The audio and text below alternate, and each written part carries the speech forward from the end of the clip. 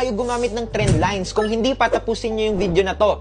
Okay, very basic lang, hindi ko pa kukomplikan, short video lang naman to.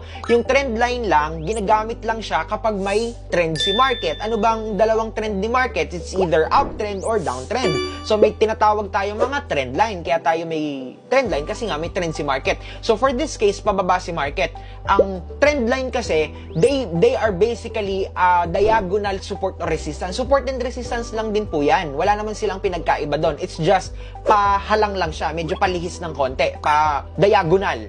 Okay. So, for this one, ito ang trend line yan. Paganyan. Ayan.